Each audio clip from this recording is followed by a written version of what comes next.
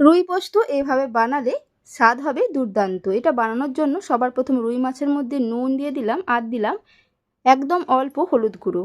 মাছগুলোকে খুব ভালো করে মাখিয়ে নিয়ে এটাকে 10 মিনিটের জন্য রেখে দিলাম। একটা মিক্সিং জার নিয়ে নিয়েছি, দিয়ে দিলাম পোস্ত, কাঁচা পাকা লঙ্কা দিলাম, ঝালটা যে যেরকম পছন্দ করবেন লঙ্কার পরিমাণটা বাড়িয়ে দেবেন। এর একটা শুকনো পেস্ট করে নিলাম, তারপর দিয়ে দিলাম অল্প জল, আবারও মিহি করে পেস্ট করে নিলাম। কড়াইতে সরষের তেল গরম করে নিয়ে একে একে মাছগুলোকে দিয়ে দিলাম, মাছগুলোকে উল্টে পাল্টে লাল লাল করে ভেজে নিলাম। ভাজা হয়ে গেছে, মাছগুলোকে তুলে নিলাম। ওই তেলের মধ্যেই কালো জিরে ফোড়ন দিয়ে দিলাম আর দিলাম কুচানো পেঁয়াজ। পেঁয়াজটাকে ভেজে নিয়ে এর মধ্যে দিয়ে দিচ্ছি চেরা কাঁচা লঙ্কা, টমেটো কুচি, নুন। 2 থেকে 3 মিনিট খুব ভালো করে ভেজে নিলাম।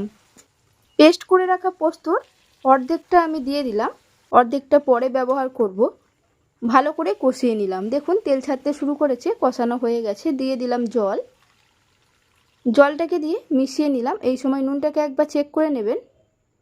যখন গ্রেভিটা ফুটে উঠবে তখন এর মধ্যে দিয়ে দিলাম ভেজে রাখা মাছটাকে মিশিয়ে নিয়ে ঢাকনা আটকে হতে দিলাম 8 থেকে 10 মিনিটের জন্য। 10 মিনিট পর ঢাকনা খুলে নিয়ে কাঁচা পোস্ত বাটা আর কাঁচা সর্ষের তেল দিয়ে মিশিয়ে গ্যাসটাকে বন্ধ করে দিলাম।